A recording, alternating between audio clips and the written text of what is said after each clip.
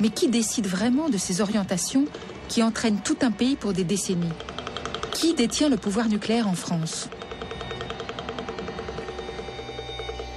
Michael Schneider est analyste international sur les questions d'énergie et de nucléaire. La politique énergétique en France est inventée et développée sous la responsabilité du corps des mines et non pas des politiques. Le corps des mines, c'est quoi? C'est l'élite de l'élite du système français des écoles d'ingénieurs. C'est-à-dire c'est la première douzaine qui sort de l'école polytechnique, plus une star de l'école normale supérieure ou d'autres écoles, mais moins de 20 par an. Et ces gens-là occupent l'ensemble des postes qui sont importants pour la mise en place de la politique énergétique. C'est-à-dire les directions au niveau des ministères clés, c'est-à-dire l'industrie, la recherche, l'environnement, mais aussi au niveau politique, c'est-à-dire Premier ministre, présidence de la République, et puis il y a le secteur industriel, c'est-à-dire le patron ou la patronne aujourd'hui d'Areva, bien entendu, le CEA, les postes importants au niveau d'EDF, et ce sont des postes qui appartiennent, si j'ose dire, au corps des mines. Les politiques ne s'intéressent absolument pas à ce secteur, c'est-à-dire il est laissé au corps des mines. Et donc la formation, si j'ose dire, des politiques aux questions énergétiques est une catastrophe. Le débat de la présidentielle entre Ségolène Royal et M. Sarkozy a été un exemple vraiment phénoménal de cette problématique. C'est-à-dire il y a deux personnes qui sont candidats à la plus haute fonction de l'État qui discutent d'un sujet dont ils n'ont pas la moindre idée conceptuelle. L'ensemble du secteur énergétique a un groupe de technocrates, et ça, ce n'est pas la démocratie. On fait croire aux populations depuis le début que le nucléaire, c'est trop compliqué et qu'il vaut mieux faire confiance aux ingénieurs. Renaud, à bord de Châtillon, est l'un des rares ingénieurs du corps des mines à accepter de parler. Ce système, c'est un peu, il n'y a qu'une seule tête. C'est-à-dire, voilà, une fois qu'un corps a décidé de faire quelque chose, finalement, on s'aperçoit que le pouvoir politique le suit. C'est le système français. C'était le système des corps qui s'apparente à une aristocratie républicaine. Simplement, quand on dit aristocratie, c'est pas très démocratie. Voilà. Maintenant, qu'est-ce qui fait la richesse des sociétés? C'est l'innovation. C'est-à-dire, qui aurait prévu il y a 20 ans que Google existerait?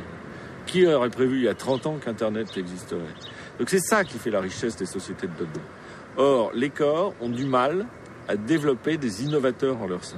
Alors, la richesse d'une société, c'est l'innovation. Et l'innovation, à mon sens, suppose un lien extrêmement étroit avec la démocratie. C'est-à-dire que vous ne faites pas une innovation contre la population. Vous faites une innovation pour la population.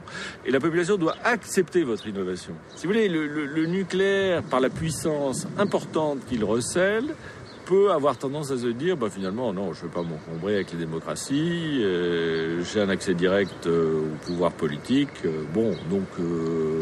tout ça c'est du temps perdu, il faut avancer. Mais finalement, on s'aperçoit qu'il faut avancer, il n'avance pas. Actuellement, y a-t-il des exemples de redémarrage du nucléaire dans le monde? Pas vraiment, par rapport à ce que ça pourrait être. Elle a une chance incroyable, cette industrie. Attendez, prix du pétrole en forte hausse, problème d'effet de serre. Donc cette industrie, elle a, je dirais, plus qu'un boulevard devant elle. C'est une autoroute à 15 voies qu'elle a devant elle. Simplement, elle doit résoudre trois problèmes. La sécurité, la démocratie et les déchets. L'histoire montre que les populations ont été systématiquement désinformées. Dans tous les pays nucléarisés, le secret qui entoure le nucléaire a soulevé des vagues de contestation. Les mouvements d'opposition ont réclamé plus de démocratie.